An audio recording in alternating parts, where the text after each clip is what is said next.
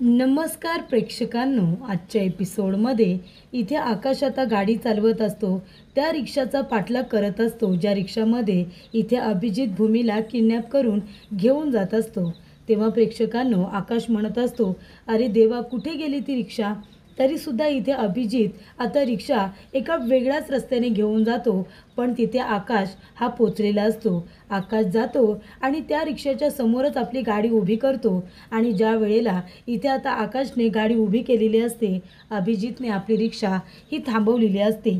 पण प्रेक्षकांनो, हा अभिजित आता भूमीच्या जीवावरती का उठलेला आहे याचा अद्यापही कारण अजून समोर आलेलं नाही आहे. त्यामुळे इथे आकाश जातो आणि त्या रिक्षावाल्याला त्याच्या रिक्षातून खेचून बाहेर काढतो आणि म्हणतो, कोण आहेस, कोण आहेस तू? आणि माझ्या बायकोच्या जीवावरती का उठलेस? कुठे घेऊन जात होतास माझ्या बायकोला? सांग बरं, कुठे घेऊन जात होतास? आणि तेव्हा प्रेक्षकांनो, इथे आता आकाशने अभिजितची कॉलर पकडलेली असते आणि त्याला सोडायला काही तो अजिबात तयार नसतो. इथे अभिजित स्वतःला वाचवण्याचा प्रयत्न करत असतो आणि तिथून पळून जाण्याचा सुद्धा प्रयत्न करत असतो. जेव्हा इथे आकाश त्या अभिजितला आता मारत असतो, तेव्हा भूमी त्याला थांबवण्याचा प्रयत्न करत असते. आता भूमी त्याला आकाश आकाश अशी हाक का सारखी मारत असते ते सुद्धा प्रेक्षकांनो काही कळत नाही आहे. जर आकाशने त्या माणसाला पकडलंय, आकाश त्या माणसाला मारतोय, त्याचा चेहरा बघण्याचा प्रयत्न करतोय, तर त्याला शांतपणे मारू दे ना. मध्ये मध्ये येऊन आकाश आकाश आकाश करून काय त्याला विचारत होती आणि काय त्याला सांगत होती ते तिलाच काही कळत नव्हतं. जर इथे आकाश त्या माणसाचा चेहरा बघण्याचा प्रयत्न करतोय, तर भूमी थोडा वेळ डोक्याला लागले तर गप्प उभी राहणार, पण नाही, तिला इथे मध्ये मध्ये येऊन आकाशला 10 वेळा आवाज द्यायचाच होता. तेव्हा प्रेक्षकांनो, इथे आता आकाशने त्याला मारलेलं असतं. माझ्या बायकोला का किडनॅप करत होतास? कुठे घेऊन जात होतास? असं इथे आकाश विचारत असताना तो इथे त्या माणसाचा म्हणजे अभिजितचा चेहरा बघण्याचा प्रयत्न करत होता.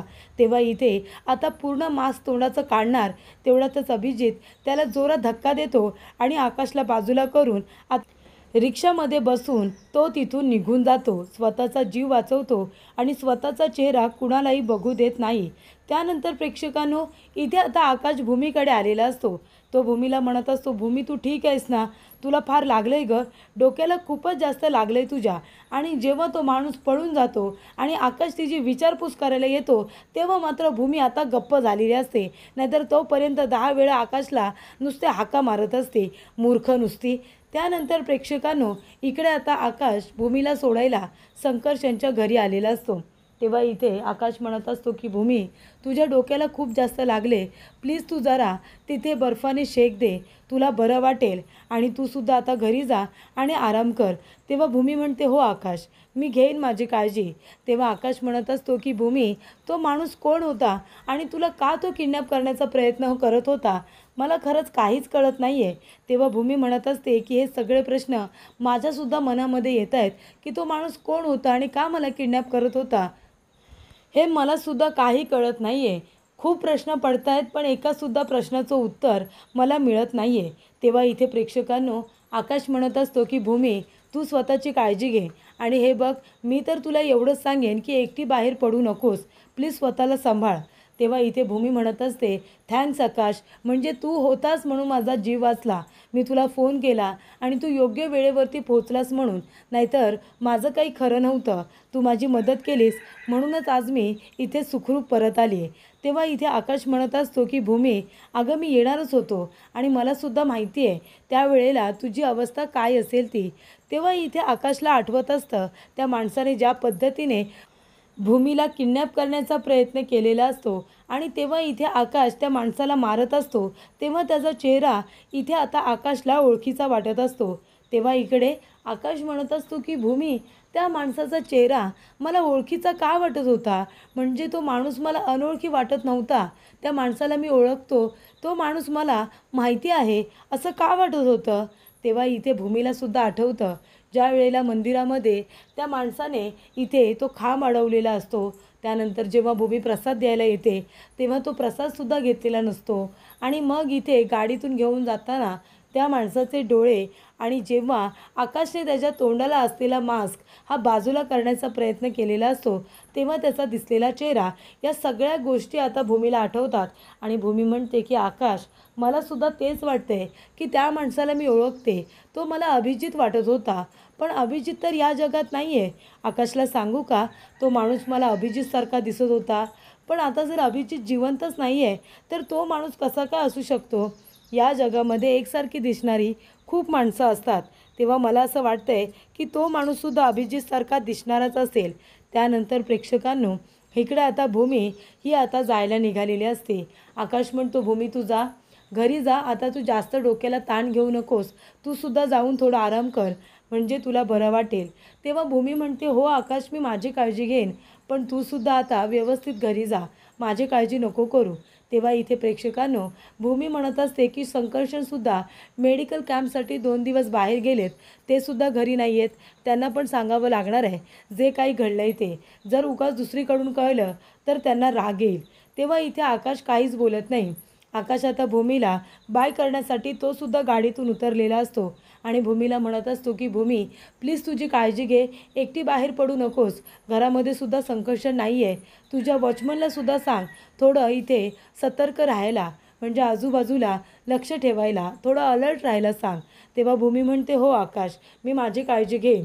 तेव्हा इथे भूमी म्हणते, आकाश, माझ्या एका फोनवरती तू माझा जीव वाचवायला आलास, त्यासाठी खरंच खूप थँक्यू. तेव्हा भूमी जात असताना आकाश म्हणत असतो की भूमी, तू कितीही नाही म्हणालीस ना तरीसुद्धा मला माहिती आहे तुझं आजही माझ्यावरती खूप जास्त प्रेम आहे, अगदी तितकंच किंवा त्यापेक्षाही जास्त तुझं माझ्यावरती प्रेम आहे आणि तेवढाच विश्वास. म्हणून तर जेव्हा तू संकटात होतीस तेव्हा तू मला फोन केलास, तेव्हा तुला संकर्षण आठवलं नाही. जेव्हा तू संकटात होतीस तेव्हा तुला माझी आठवण आली आणि तू पहिला फोन मला केलास. हे मला माहिती आहे भूमी, म्हणजे तू कितीही बोलली नाहीस ना तरीसुद्धा या सगळ्या गोष्टी मला माहिती आहेत आणि म्हणूनच आज मी तुला एक शब्द सांगतो की माझंही तुझ्यावरती तितकंच प्रेम आहे आणि मी तुला लवकरच आपल्या घरी परत घेऊन जाणार आहे. मला माहिती आहे भूमी, तू इथे जरी राहत असलीस ना तरी तुझं संपूर्ण मन हे आपल्या घरी असतं आणि तुझं प्रेम हे अजूनही माझ्यावरतीच आहे. काळजी करू नको भूमी, तुला लवकरात लवकर इथून घेऊन जाईन आणि जे काही प्रॉब्लेम्स आहेत ना ते आपण मिळून सॉल्व करू, असं इकडे आता आकाश म्हणतो आणि तो निघू असं विचारतो आणि गाडी घेऊन निघून जातो. तेव्हा प्रेक्षकांनो, भूमी आपल्या मनामध्ये म्हणत असते की आकाश, काय सांगू तुला, मला माहिती आहे तू माझ्यासाठी वाटेल ते करू शकतोस, पण मी इथे बंधनात अडकले म्हणून मी तुला सत्य सांगू शकत नाही आहे, असं भूमी म्हणत असते. तेव्हा इथे आकाश आणि भूमी या दोघांचा बोलतानाचा जो व्हिडिओ असतो तो इथे वरूणने तयार केलेला असतो, त्यांचा फोटो काढून ठेवलेला असतो. कारण वरूणचं कामच आहे इथे आता संकर्षण याच्या मनामध्ये आकाश आणि भूमीबद्दल विष पेरायचं, याशिवाय वरूणला येतं तरी काय. त्यानंतर प्रेक्षकांनो, भूमी आता घरी आलेली असते, ती पाणी वगैरे पित असते. तेव्हा भूमीला आठवत असतं तिने जो अर्धा चेहरा अभिजितचा बघितलेला असतो तो चेहरा तिला अभिजितचाच वाटत असतो, तिला ओळखीचा वाटत असतो. आणि प्रेक्षकांनो, भूमी म्हणत असते की मला सातत्याने राहून राहून असं का वाटतंय की तो माणूस अभिजितच होता, असं का वाटत असेल मला, तो अभिजितच होता का. तेव्हा प्रेक्षकांनो, इथे आता मानसीचा फोन आलेला असतो. तेव्हा भूमी म्हणते, अरे देवा मनू, मगाशी तिने कॉल केला होता पण या सगळ्या गडबडीत तिला फोन करायचा राहूनच गेला, काय महत्त्वाचं बोलायचं असेल काय माहिती. तेव्हा ती लगेचच फोन उचलते आणि म्हणते, हां मनू बोल ना, सॉरी अगं मला तुला फोन करता नाही आला, थोडी एमर्जन्सी होती. तेव्हा मानसी म्हणते, ताई अगं तुला महत्त्वाची गोष्ट सांगायची आहे, इथे अभिजित भाऊजी यांचा आता इन्शुरन्स पॉलिसीचा जो क्लेम आहे ना तो क्लिअर झाला आहे. इन्शुरन्स अमाऊंट ही आता क्लिअर झाली आणि ती आईंच्या नावाने क्लेम झालेली आहे. म्हणजे बघ ना, आता इन्शुरन्सचे पैसे अभिजित भाऊजींचे जर क्लेम व्हायला हवे होते तर ते पौर्णिमाच्या नावावरती व्हायला हवे होते बायको म्हणून, नाहीतर दोघींच्या नावावरती व्हायला हवे होते, आई आणि पौर्णिमा या दोघींच्याही नावाने क्लेम व्हायला हवे होते. पण त्यांच्या इन्शुरन्सचे पैसे हे संपूर्णपणे आईंच्या नावाने कसे क्लेम झालेत हे मलासुद्धा कळत नाही आहे. तेव्हा भूमी म्हणत असते, मनू अगं असं कसं होऊ शकतं, म्हणजे हे सगळं आत्यांनी मुद्दामून केलं आहे, त्यांनी संपूर्ण अमाऊंट स्वतःच्या नावाने फिरवले, त्यांनीसुद्धा आता इन्शुरन्स कंपनीमधील कुठला तरी माणूस मॅनेज केला असेल आणि म्हणून तर सगळी अमाऊंट त्यांच्या नावाने क्लिअर झाली आहे ना. हे बघ म्हणून तू एक काम कर, पौर्णिमा बरोबर आहे ना इनडायरेक्टली तू बोलून घे, तिला या पॉलिसीबद्दल काही माहिती आहे का ते जाणून घे. तेव्हा इथे मनू म्हणते ठीक आहे ताई, मी विचारेन पौर्णिमाला. तेव्हा इथे आता भूमी म्हणत असते की रागिनी आत्या, मला माहिती आहे तुम्ही इन्शुरन्सचे सगळे पैसे स्वतःच्या नावाने फिरवलेत. पैशासाठी ही बाई काहीही करू शकते, कितीही खालच्या पातळीला जाऊ शकते, असं आता भूमी म्हणत असते. तर प्रेक्षकांनो, भूमीला रागिनीवरती संशय असतो. तर इथे आकाशने गायकवाड सरांना फोन केलेला असतो. आकाश भूमीला आधीच म्हणालेला असतो की मी गायकवाड सरांना फोन करेन आणि त्यांच्या कानावरती ही संपूर्ण गोष्ट टाकेन. तेव्हा गायकवाड सरांना आकाश म्हणतो, तो कोण माणूस होता काही माहिती नाही, रिक्षामधून तो भूमीला किडनॅप करून घेऊन जात होता. नाही गायकवाड सर, तुम्ही बरोबर बोलताय, भूमीला सिक्युरिटीची गरज आहे, पण भूमी सध्या संकर्षणकडे आहे ना, त्यामुळे मी तुम्हाला फोन केला आहे की या गोष्टीचा शोध आपण घेतलाच पाहिजे. नक्की तो माणूस कोण आहे आणि तो भूमीला किडनॅप का करण्याचा प्रयत्न करतोय, नेमका त्याचा हेतू काय हेच कळत नाही आहे, म्हणून मी तुम्हाला फोन केलेला आहे. तेव्हा इथे आता पौर्णिमा म्हणत असते की आई, भूमीच्या किडनॅपिंगच्या मागे तुमचा तर काही हात नाही आहे ना. तेव्हा इथे रागिनी म्हणत असते की नाही, माझा तर हात नाही आहे, मी कुणाला तिला किडनॅप करायला नाही सांगितलं आहे. तेव्हा पौर्णिमा म्हणते, आई अहो, तुम्हाला सोडलं तर भूमीचं दुसरं कुणीही दुश्मन नाही आहे, सगळ्यात मोठा दुश्मन तर तुम्हीच आहात ना तिच्या. मग तुम्ही आता तिचं किडनॅपिंग करायला सांगितलेलं नाही आहे, मग दुसरं कोण असेल जे भूमीचं किडनॅपिंग करत असेल. तेव्हा पौर्णिमा म्हणत असते, आई अहो, आता नवीन दुश्मन कुणीतरी तयार झालं आहे की काय भूमीचा, काही कळत नाही आहे. तेव्हा इथे पौर्णिमा म्हणते, आई इकडे या, आता गंमत बघा. तेव्हा इथे पौर्णिमा एक काचेचा ग्लास घेते आणि तो इथे टाईल्सवरती टाकते आणि फोडून टाकते आणि म्हणत असते, बापरे अपशकून, आई बघताय ना केवढा मोठा अपशकून झाला. अहो म्हणजे आता इथे काच फुटली, याचा अर्थ भूमीवरती अजून कुठलं तरी मोठं संकट येणार. तिला कुणीतरी किडनॅप करण्याचा प्रयत्न केला आणि त्यानंतरला अजून काहीतरी मोठी गोष्ट घडणार, म्हणूनच इथे अपशकून झालेला दिसतोय. तेव्हा इथे प्रेक्षकांनो, आकाश शांतपणे येतो आणि त्या सगळ्या काचा उचलत असतो. तेव्हा इथे पौर्णिमा म्हणत असते की भूमीच्या जीवाला खूप मोठा धोका आहे, आता काय होईल बिचारीचं काही कळत नाही आहे. तेव्हा इथे आकाश काहीच बोलत नसतो. तेव्हा इथे पौर्णिमा काही बोलायची थांबत नसते, ती म्हणत असते, बापरे किती मोठा अपशकून, आता भूमीचं काही खरं नाही आहे, भूमी वाचेल नाही या सगळ्यातून.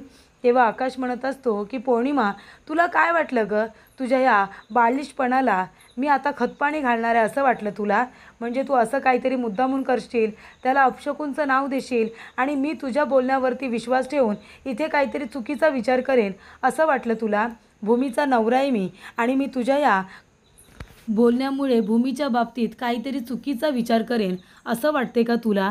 तुझ्या बोलण्यामुळे ना काही फरक पडणार नाही आहे, माझ्या भूमीला काहीसुद्धा होणार नाही आहे. तू एक काम कर ना, तू फक्त हा ग्लासच काय पूर्ण या घराच्या काचा जरी फोडल्यास ना तरीसुद्धा या अपशकूनवरती मी विश्वास ठेवणार नाही आहे. तेव्हा मनू म्हणत असते, पौर्णिमा मुद्दाम करतेस ना तू हे सगळं भाऊजींना त्रास देण्यासाठी. तेव्हा इथे आकाश म्हणत असतो की मानसी, अगं हिने कितीही त्रास देऊ दे गं, ही काय अपशकुनाच्या गोष्टी करते. खरं तर पौर्णिमा, तू आता तरी समजून जायला हवंयस गं, म्हणजे तुझ्या आयुष्यामध्ये एवढा मोठा अपशकुन घडला आहे, पण तरीसुद्धा तुझा अपशकुन बोलणं हे काही कमी होत नाही आहे. तुझी कट कारस्थानं अजून काही थांबत नाही आहे. मुद्दामून इथे ग्लास फोडशील आणि आम्ही लगेच अपशकुन म्हणाल्यानंतर तुझ्या बोलण्यावरती विश्वास ठेवू असं वाटलं का तुला. इतका बालिश आहे का मी.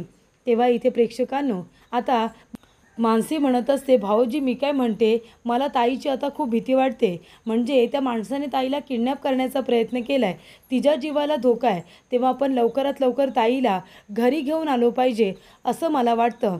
तेव्हा इथे आकाश म्हणत असतो, मानसी तू बरोबर बोलतेस, आपण लवकरात लवकर भूमीला घरी परत घेऊन येऊया.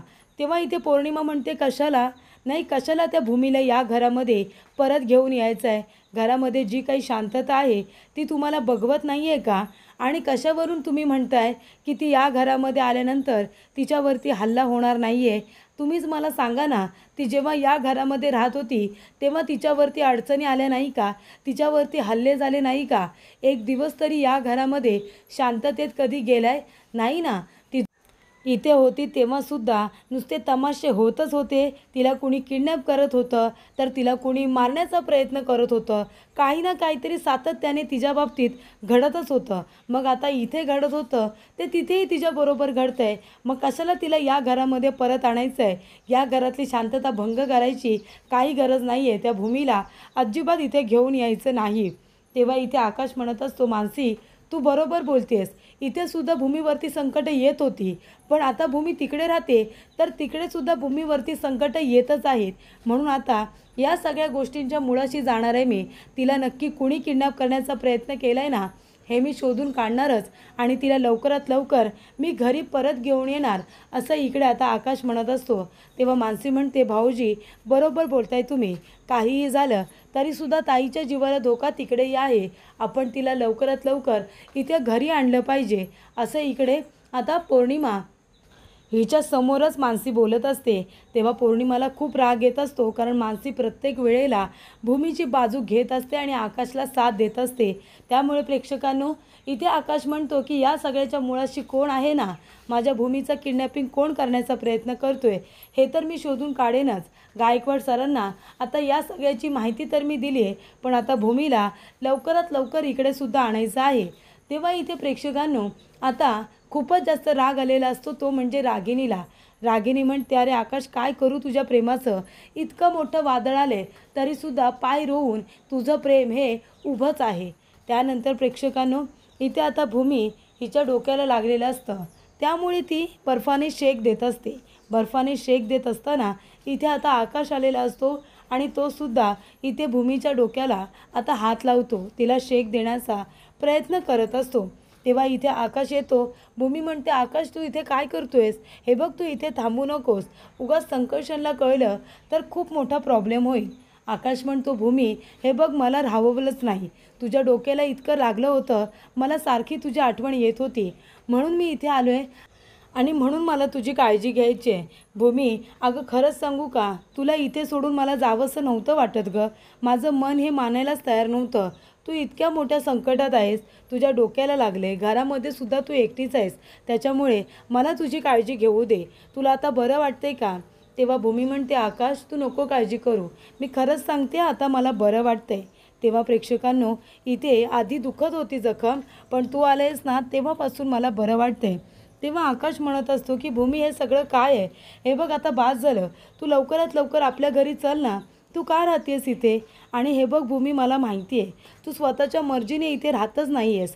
संकर्षणने तुला ब्लॅकमेल केलं असेल म्हणूनच तू इथे राहतेस ना. नक्की काय कारण आहे ते तरी सांग. मी तुझी मदत करेन, मी तुला या सगळ्या प्रॉब्लेममधून बाहेर काढेन. तू माझ्याशी शेअर तरी कर ना की नक्की काय कारण आहे ते. तेव्हा प्रेक्षकांनो, इथे आकाश म्हणत असतो की भूमी आत्ताच्या आत्ता सत्य काय आहे ते मला कळू दे. संकर्षणने तुला इथे का ठेवून घेतलं आहे ते मला कळायला नको का? मला माहिती आहे तू स्वतःच्या मर्जीने इथे राहतच नाही आहे. नक्कीच इथे राहण्यामागे काहीतरी कारण आहे आणि ते तू माझ्यापासून लपवतेस. प्लीज भूमी असं करू नकोस, मला कळू दे तू इथे का राहतेस ते. तेव्हा इथे भूमी म्हणते, आपल्या मनामध्ये हीच वेळ आहे, आकाशला सगळं काही सत्य सांगू का? तेव्हा भूमी म्हणते, आकाश मी तुला नाही सांगू शकत आणि मी तुझ्याबरोबर येऊसुद्धा नाही शकत, कारण की इथे मी कायद्याच्या बंधनामध्ये अडकली. तेव्हा आकाश म्हणतो, कायद्याच्या बंधनात अडकली आहेस? काय बंधन आहे ते तरी कळू दे. कुठल्या कायद्याबद्दल बोलतेस तू? तेव्हा भूमी म्हणत असते, आकाश जेव्हा तू हॉस्पिटलमध्ये होतास ना, तेव्हा डॉक्टर संकर्षणने माझ्याकडून एका कॉन्ट्रॅक्टवरती सही घेतली. जर मी त्या कॉन्ट्रॅक्टवरती सही केली आणि जर त्याने सांगितल्याप्रमाणे मी त्याच्या मुलाची आई म्हणून या घरामध्ये राहिले ना, तरच तो तुझं ऑपरेशन करेल असं मला सांगण्यात आलं होतं. आणि म्हणूनच आकाश मी त्या कॉन्ट्रॅक्टवरती सही केले, तुझं ऑपरेशन व्हावं म्हणून. म्हणजे बायकोच्या बदल्यात बायको असं त्याने माझ्यासमोर अट ठेवली होती. त्याला असं वाटते की तू जाणून बुजून त्याच्या इथे गाडीवरती तुझी गाडी धडकलीस आणि त्यामुळे त्याच्या बायकोचा त्या सगळ्यामध्ये अपघातामध्ये जीव गेला, म्हणून त्याने तुझ्याकडून बदला घ्यायचा म्हणून मलासुद्धा त्याच्याकडे आणून ठेवले. तेव्हा प्रेक्षकांनो, इथे आकाश म्हणतो, अच्छा म्हणजे अशा पद्धतीने त्या संकर्षणने तुला ब्लॅकमेल केलं आहे का?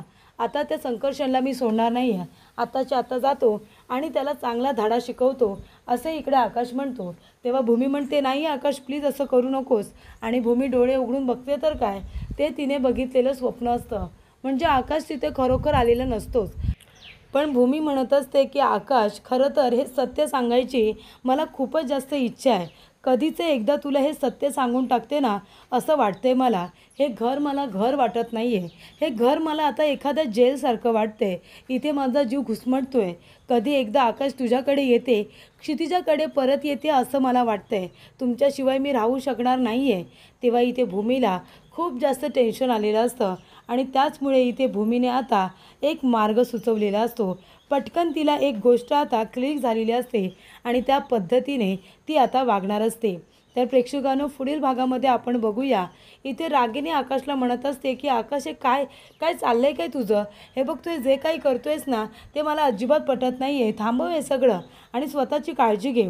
तेव्हा इथे भूमी येते आणि रागिनीला म्हणत असते की आत्या, अहो कसं असतं ना, मांजरीला काय वाटतं की ती डोळे मिटून दूध पिते, आपल्याला कुणी बघतच नाही आहे.